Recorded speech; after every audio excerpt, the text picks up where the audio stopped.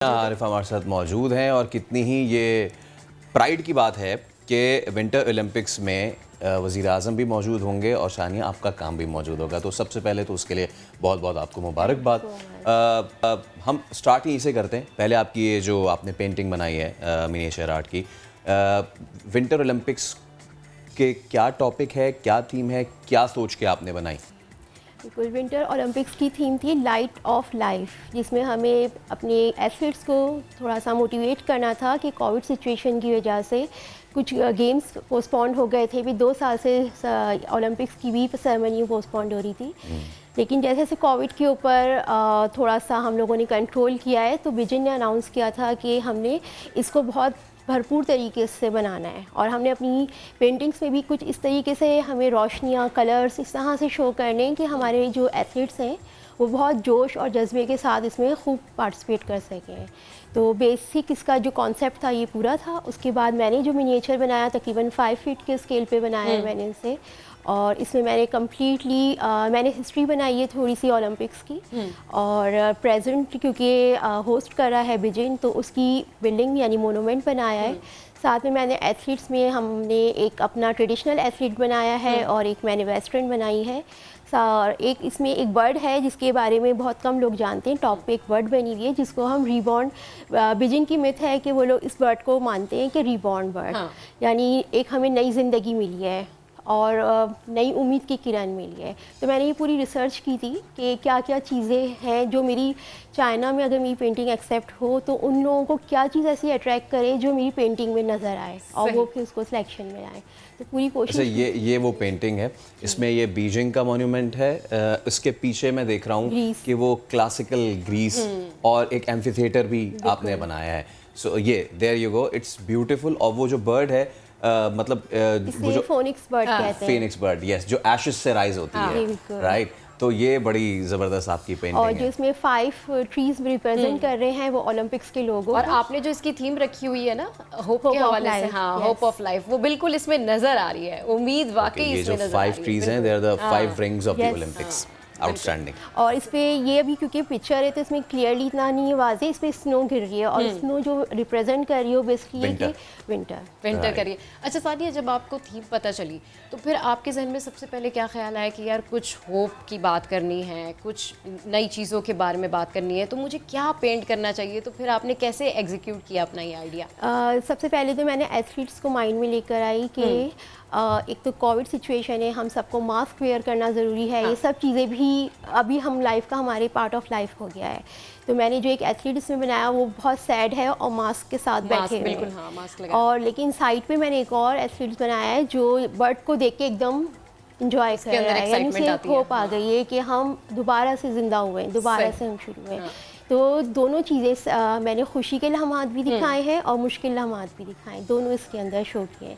लेकिन थोड़ा सा रिसर्च कर करके देखना पड़ा था कि मुझको कि क्या क्या मेरी पेंटिंग ऐसी हो जो मुझे बोलना ना पड़े, वो खुद ही अपने मुंह से बोले। वो जो है, जो आपका ब्रश है वो खुद ही अल्फाज बन के आपके कैनवस पे बिखर जाए।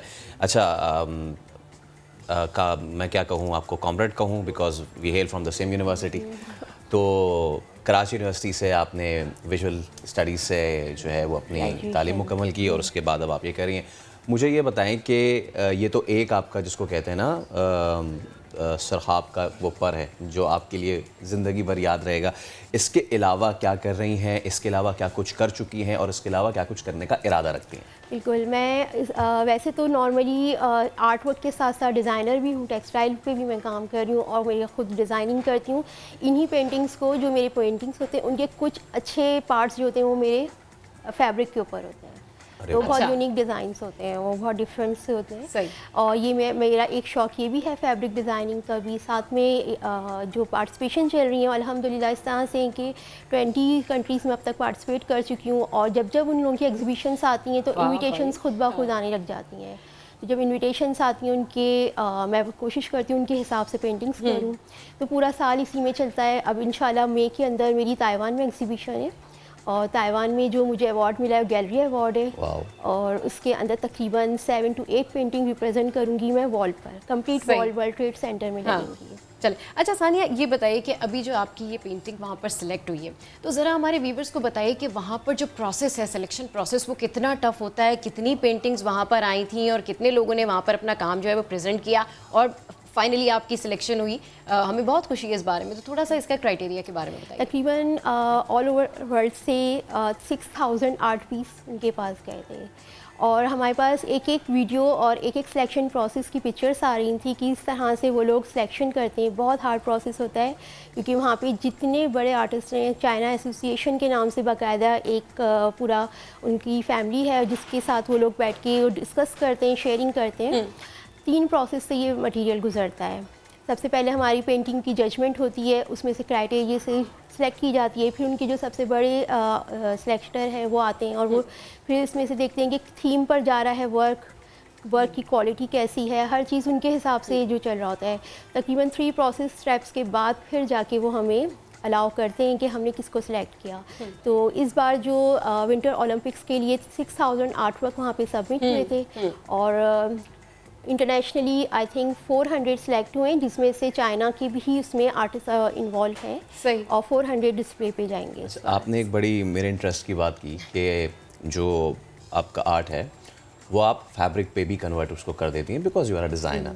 तो एक छोटा सा आइडिया है आपके लिए, मतलब मेरी क्या औकात कि मैं आपको आइडिया दूँ, बट स्टिल हमारे यहाँ हमारे मुल्क में इतने सारे डिफरेंट कल्चर्स हैं, from Karachi to Kashmir, from Kashmir to Chitral and then पूरा होते हुए। तो अगर आप इनकी जितनी भी, जैसे कोई स्वेट शर्ट हो जाए या फिर कोई टी शर्ट हो जाए, उस पर कोई कलाशी आर्ट या फिर उस पर कोई गिलगिती या बल्ती या फिर खैबर पख्तूनख्वा से रिलेट करती हुई इस तरह की करें तो कोई ले ना ले, सबसे पहला बाहर तो मैं ही हूँ। बिल्कुल। पूरे थान उठा लूँगा मैं। चलो जी, एडवांस बुकिंग होगी। हाँ। बिल्कुल। अच्छा सानिया, ये बताएं कि कितना मुश्किल होता है पिक एंड चूज़ करना कि इतने सारे लोग कंपटीशन में हिस्सा ले रहे हैं और जब आपको ये आइडिया होता है कि यार मैं भी इस कंपटीशन का पार्ट हूँ और अब मुझे भी इसके लिए कुछ करना है, तो कितने दिन लग जाते हैं आइडिया ही सोचने में, वो क्रिएटिव काम को करने के लिए कितने दिन लग जाते हैं और किस तरह से फिर होता है कि यार ये क्लिक होगा? तकरीबन हम लोगों को जो इनविटेशंस आती है 4 मंथ बिफोर, 4 मंथ का हमें टाइम दिया जाता है कि इस 4 मंथ के अंदर आपको अपना आर्ट प्रोजेक्ट कंप्लीट कर लेना है। अब हमें बिल्कुल नहीं आइडिया होता ये सिलेक्ट होगा या नहीं होगा क्योंकि हम सिर्फ इमेजेस सेंड करते हैं उन्हें कि हमने फाइनल प्रोडक्ट ये बना लिया है।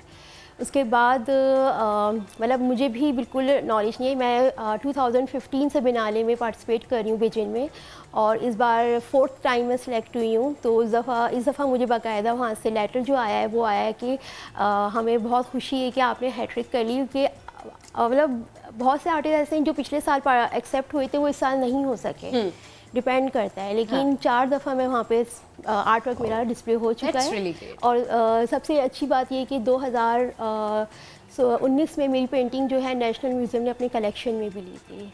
उसमें मैंने सिल्क रोड के ऊपर काम किया था, सिल्क रोड पे इस पे पेंटिंग बनाई थी। सही, बहुत शुक्रिया सानिया इस वक्त हमारे साथ स्टूडियोज़ में